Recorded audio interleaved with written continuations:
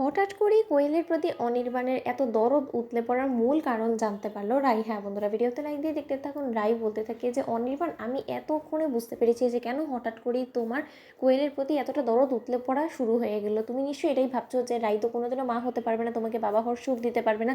তার থেকে বরঞ্চ এটাই বেটার যে তুমি অতীত জীবনে ফিরে গিয়ে নিজের অতীতের স্মৃতিটাকে আরও একবার ঝালিয়ে নিয়ে কোয়েলের সাথে নতুন করে সম্পর্কে জড়িয়ে পড়ো। তাই তো শোনো অনির্বাণ, আমি তোমার কাছে হাত জোর করে অনুরোধ করছি, তোমার যদি সত্যিকার অর্থে এটা মনে হয় যে না রাই আর কোনো রকম কোনো কাজে আসবে না, তোমার তোমার ভবিষ্যৎ জীবনের জন্য রাই একটা বোঝা হয়ে দাঁড়াবে, তাহলে তুমি এখনই বরঞ্চ আমাকে বলে দাও। তুমি প্লিজ এরকম করে আমাকে শুধু শুধু ইরিটেট করো না, আর আমাকে এরকম করে ঝুলিয়ে রেখো না। কারণ একটা সম্পর্কে যখন কিনা বিশ্বাস আস্থা সব কিছুই হারিয়ে যায়, তখন সেই সম্পর্কটাকে আর যাই হোক না কেন টিকিয়ে রাখাটা একদম অসম্ভবে পরিণত হয়। তাই আমি তোমাকে বলে দিচ্ছি যে তুমি বরঞ্চ কোয়েলকেই নিজের জীবনসঙ্গী হিসেবে করে নেওয়ার জন্য যা যা আইনি পদক্ষেপ আছে সেই সব কিছু নিয়ে ফেলো। তখন এই কথা বলা মাত্র অনির্বাণ বলতে থাকে যে রাই, তোমার কী কথাতে হঠাৎ করে মনে হলো যে না আমার কোনো না কোনো অবশ্যই উদ্দেশ্য আছে কোয়েলের সাথে নতুন করে সম্পর্কটাকে ঝালিয়ে নেওয়ার জন্য? বলো তো কী এমন মনে হলো তোমার? তখন রাই বলতে থাকে যে কেন, তুমি তো আমাকে বলেছিলে যে তোমার খুব ইচ্ছে ছিল যে তুমি বাবা ডাক্তার শুনবে, তাও আবার আমাদের ভালোবাসার একটা চিহ্ন আসবে, তুমি আমাকে বলেছিলে না? কিন্তু যখনই কিনা তুমি ডক্টরের কাছ থেকে এটা শুনতে পারলে যে আমার মা হওয়ার সম্ভাবনা একদমই জিরো, তখনই তুমি কীরকম একটা হাবভাব করা শুরু করে দিলে যে যেন তুমি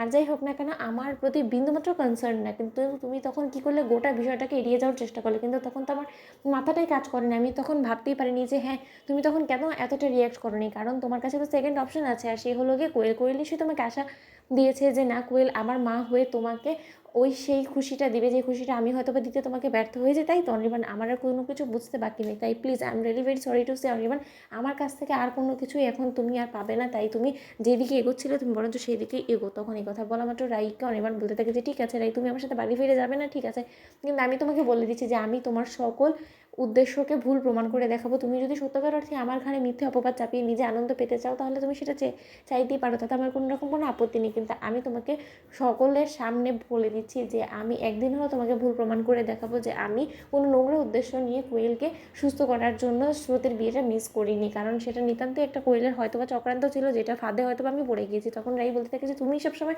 কোয়েলের ফাঁদে পড়ে যাও কেন, কী করে বলো তো? কারণ যেখানে কিনা তুমি নিজেও খুব ভালো করে জানো অনির্বাণ যে কোয়েল ইচ্ছাকৃতভাবে আমাদের সংসারটার মধ্যে ফাটল ধরানোর জন্য এরকম কোনো না কোনো চক্রান্ত করবে। সে সব কিছু জেনে সত্ত্বেও তুমি যখন নিজে থেকে ওর চক্রান্তে পা দিয়ে দাও, তাহলে এখন আর যাই হোক না কেন ন্যাকা সেজে কোনো রকম কোনো লাভ নেই। তুমি যেটা করছিলে তুমি সেদিকেই এগো, আমাকে আমার হালে ছেড়ে দাও অনির্বাণ প্লিজ, দোহাই তোমার। ওদিকে কোয়েল বলতে থাকে যে এতক্ষণে নিশ্চয়ই ওদের ডিভোর্স অবধি কথা চলে গিয়েছে, একবার শুধু ওদের ডিভোর্সটা হয়ে যাক, তারপরে যে আমি কিভাবে কি করব সেই সকল ব্যবস্থা আমার করা আছে অলরেডি। ওদিকে বলতে না বলতে হঠাৎ করেই কোয়েল অনির্বাণকে ফোন করে বলতে থাকে যে অনির্বাণ, তুমি আমাকে একা এই অবস্থায় ফেলে রেখে চলে গেলে দিয়ে তোমাকে ডিস্টার্ব করছে। তো বন্ধুরা, ভিডিওটি ভালো লেগে থাকলে অবশ্যই লাইক, শেয়ার, সাবস্ক্রাইব করতে ভুলো না।